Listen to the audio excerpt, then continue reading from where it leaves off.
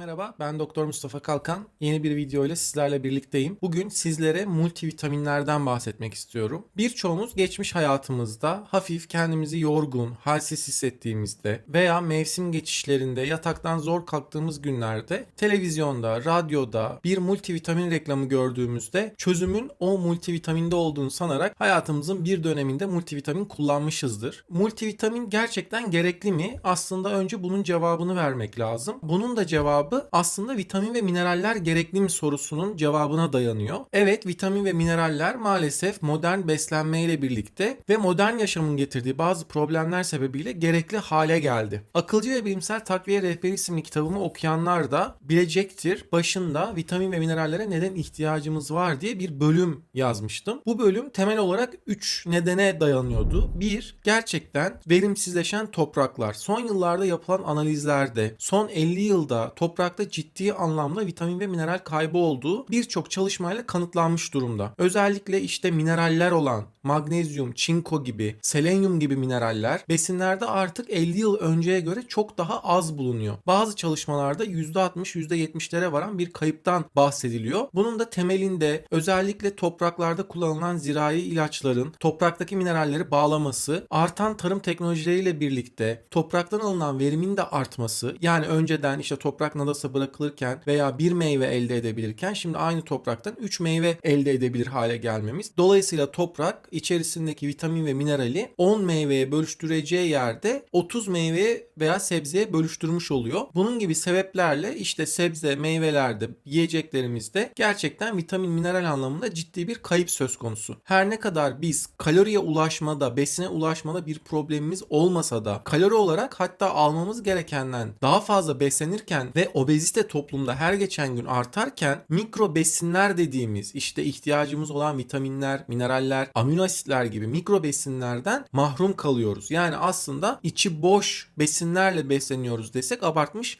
olmayız. Dolayısıyla işte vitamin ve minerallere neden ihtiyacımız var sorusunun birinci cevabı buraya dayanıyor. 2. Evet, gerçekten İçerisinde vitamin ve minerallerce zengin besleniyor olsaydık bile maalesef emilim yolaklarında ciddi bir problem var. Örneğin birçok vitaminin emilebilmesi için iyi bir mide asitliğine ihtiyaç var. Ancak toplumda ciddi miktarda mide koruyucu kullanımı çok yaygın olduğu için mide asitliği toplumda önemli bir problem. Daha önce yayınladığım mide asidiyle ilgili videoda en çok izlenen videolardan bir tanesi oldu. Çünkü hem sindiremiyor olmamızın sebebi hem de vitamin ve mineralleri tam anlamıyla alamıyor olmamızın sebeplerinden bir tanesi mide asitliğinin iyi olmaması. İkincisi de bağırsak emiliminin, bağırsak florasının da kötü olması, bağırsak sağlığının kötü olması. Bağırsağımızda inflamasyon olduğu için işte besinlerdeki vitamin ve mineralleri de tam anlamıyla ememiyoruz. Üçüncü sebep ise kullandığımız bazı ilaçların ya besinlerdeki vitamin ve minerallerin emilimini etkileyebiliyor olması hem de vücuttan bazı minerallerin de atılımını artırıyor olması bir diğer sebep. Örneğin tiazit grubu diüretikler dediğimiz tansiyon hastalarında diüretik olarak kullanılan bir ilacın vücuttan magnezyum atılımını artırdığı kanıtlanmış. Ayrıca kullandığımız antibiyotikler, antihistaminikler yani alerji ilaçları, mide koruyucular biraz önce anlattığım gibi besinlerden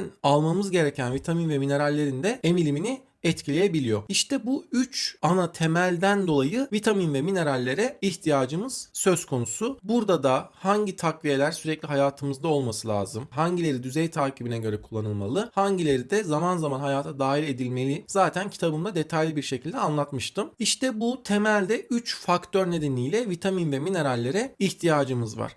Ancak belki YouTube'da şu videolarla da karşılaşmışsınızdır. Vitamin ve mineraller gereksiz. Boşuna bu vitamin ve minerallere paranızı kaptırmayın. Bunlar sadece idrarınızın daha pahalı olmasını sağlar gibi beylik beylik laflar eden videolarla da karşılaşmış olabilirsiniz. Günümüzde maalesef söylenilmeyeni söylemek daha popüler. Yani size vitaminlere ihtiyacımız var demektense vitaminlere ihtiyacımız var diyenleri tahkir eden bir video çekmek daha popüler oluyor. Burada sundukları klinik çalışmalarda da metot olarak yanlış klinik çalışmalar sizlere sunuyorlar. Örneğin siz bir vitamini çok düşük dozda kullandığınızda tabii ki de vücudunuzda hiçbir etki görmezsiniz. Veya vücutta kötü emilen formlardan bunu kullandığınızda tabii ki de vücudunuzda hiçbir etki görmezsiniz. Ve bu şekilde yapılan klinik çalışmaların sonucunda da vitaminler kullanıldığında vücutta hiçbir fayda yapmadığının çıkmasından daha doğal bir sonuç olamaz. Sevgili izleyicilerim, çok kısa bölüyorum. Videomu izleyenlerin sadece %20'si kanala abone, %80'i kanalıma abone değil. Sen de bu konulara ilgili biriysen kanalıma abone olur ve bildirimleri açarsan yeni videolardan ilk sen haberdar olabilirsin. Gelin konumuzu anlatmaya devam edelim.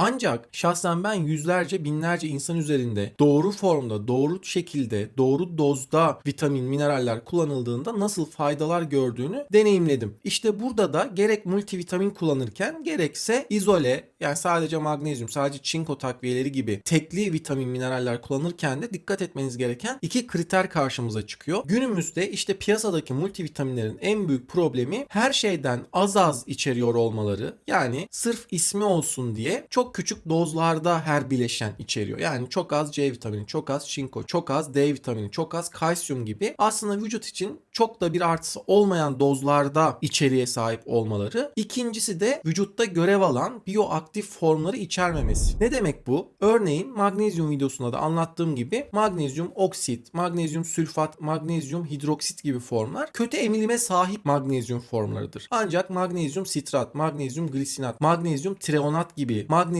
malat gibi magnezyum formları vücutta iyi emilime sahip, işte bağırsaktan daha iyi emilebilen, hücreye kadar ulaşabilen, hatta bazı formlar beyne kadar ulaşarak Alzheimer demansta bile fayda görmemizi sağlayan magnezyum formları da var. İşte burada biyoaktif form kavramı karşımıza çıkıyor. Yine çinko için de bu böyle. Örneğin çinko oksit formu kötü emilen bir çinko formuyken çinko metionin sülfat, çinko pikolinat gibi vücutta daha iyi emilen ve daha aktif görev alan çinko formları bulunuyor. Yine bunları detaylandırabiliriz. Örneğin B12 vitamininde siyanokobalamin kötü emilime sahip bir form iken adenozilkobalamin, metilkobalamin ve hidroksikobalamin iyi emilen B12 vitamini formudur. Folik asitte sentetik folik asit kötü emilime sahipken metil tetrahidrofolat formu iyi emilime sahip bir B9 vitamini yani folik asit formudur. B6 vitamini piridoksin hidroklorür kötü emilime sahip bir form iken piridoksal 5 fosfat yani P5P olarak kısalttığımız formu vücutta daha iyi emilen biyoaktif formudur. Örneğin B2 vitamini riboflavin formu kötü emilime sahipken riboflavin 5 fosfat R5P olarak kısalttığımız formu iyi emilime sahip, vücutta daha çok görev alabilen formudur. İşte bunlar gibi biyoaktif formları içeren bir multivitamin veya normal tekli takviyeden siz fayda görürken kötü emilime sahip formları içeren bir kombinasyon kullandığınızda tabii ki de vücudunuzda hiçbir fark görmeyebilirsiniz. Dolayısıyla bu vitamin ve minerallerin kötü emilen formlarıyla yapılan klinik çalışmalarda haliyle vücutta hiçbir etkisi olmadığı sonucu çıkacaktır. Yani o işte beylik laflar eden YouTube videolarında gösterdikleri klinik çalışmalar vitamin ve minerallerin kötü emilen formlarıyla yapılan klinik çalışmalar. Dolayısıyla burada dikkat etmemiz gereken İlk kavram biyoaktif form içeriyor olması. İkinci kavram ise günlük ihtiyacımız olan dozu içeriyor olması. Yani yüksek doz içeriyor olması. Burada beslenme referans değeri dediğimiz bir kavram var. BRD olarak kısalttığımız bir kavram. Bir insanın fizyolojik ihtiyaçlarının devam edebilmesi için gerekli olan ortalama alım dozunu ifade eden bir kavramdır. Bir kere kullandığınız multivitaminin bu beslenme referans değerini %100 oranında karşılıyor olması lazım. Çok daha üstünde de karşılayabilir.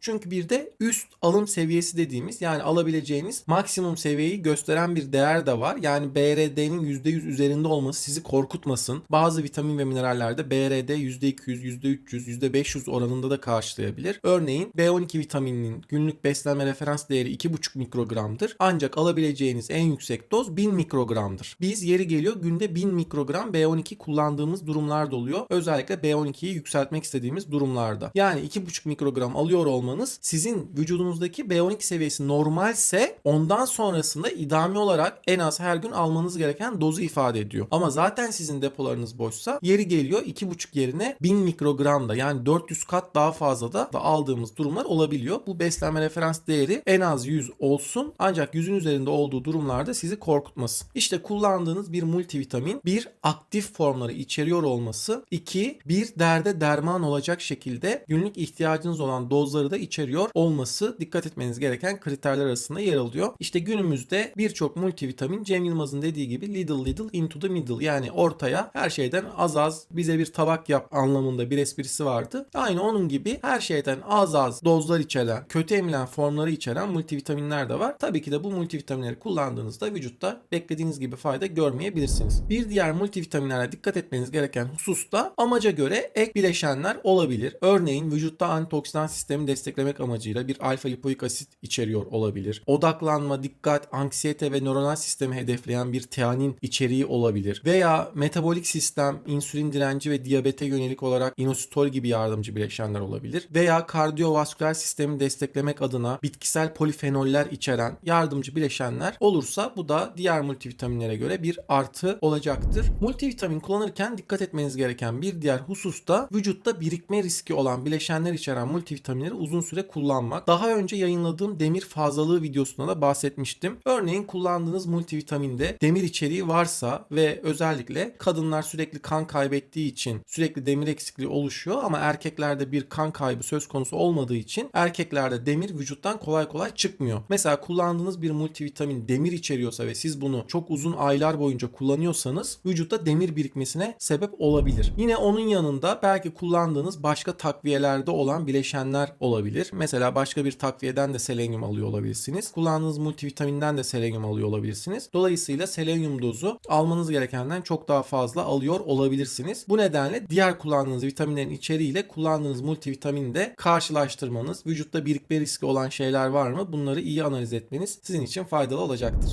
Evet, multivitaminlerle ilgili genel olarak anlatacaklarım bu kadar. Aslında anlattıklarım sadece multivitaminler için değil, vitamin ve minerallere neden ihtiyacımız var ve vitamin ve mineralleri seçerken nelere dikkat etmemiz gerekiyor konusunda temel bazı trik noktaları içeriyordu. Takviyelerle ilgili kafanıza takılan diğer soruları tarafımca kaleme alınan Akılcı ve Bilimsel Takviye Rehberi isimli kitaptan daha detaylı bir şekilde okuyabilirsiniz. Ayrıca benim Instagram DR Mustafa Kalkan sayfasından da takip edebilirsiniz. Kanalıma abone olur ve bildirimleri açarsanız yeni videolardan ilk siz haberdar olabilirsiniz. Gelecek videolarda görüşmek üzere. Hoşça kalın, sağlıkla kalın.